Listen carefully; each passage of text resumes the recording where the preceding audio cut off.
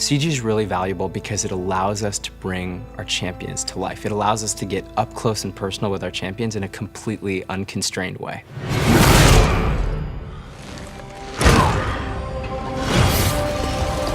We know that each champion has very iconic, distinctive moves that our players recognize.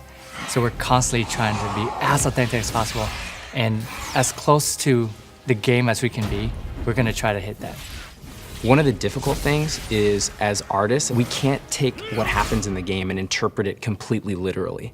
Garen's a perfect example. If Garen was just spinning around the CG the whole time, we would have what feels like a cartoon. We saw the cut of the Garen scene, it didn't have the spin. Garen is not Garen if there's no spin, so how can we make a spin? That's not like a literal interpretation, and then Brad got up and he did his thing.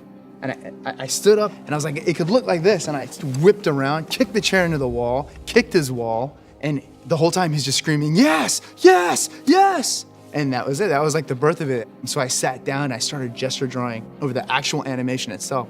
There was a lot of back and forth on getting that to look really authentic to Garen, but in a new way.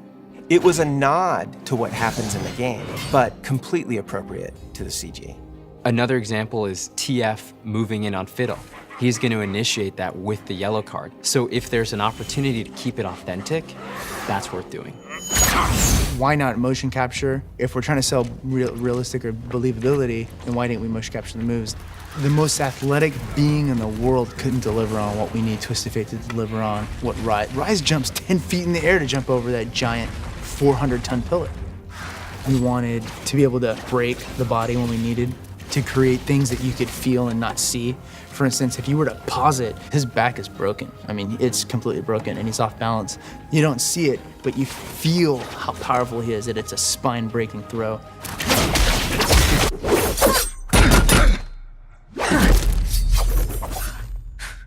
Personality is incredibly important when we're creating these champions. Annie's cool because she's like this two-sided kind of character. She's very cute and adorable, kind of innocent looking on the outside, but then you know she's got this demonic kind of twisted inside.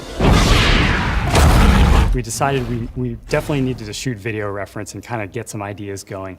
So one of our fellow writers, Christina Wan, volunteered to do some video reference for us, and she did such an awesome job on it that the animator working on it basically just took that reference and put it on Annie. It was like interpreted brilliantly, and it just really came to life, and it became this really cool moment. And we put so many fine details into the CG that no matter how many times you watch it, you're gonna notice something new every time. You may notice that Demon Blade Tryndamere's sword is actually breathing for a split second.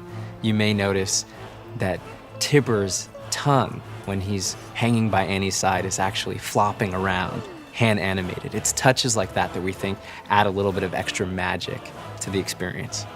This CG for us is really a gift to the players. And we know our players want to see our champions come to life. One of the things we're really committed to is expanding on the characters, places, and the story of our world. And right now, we feel like we're just scratching the surface.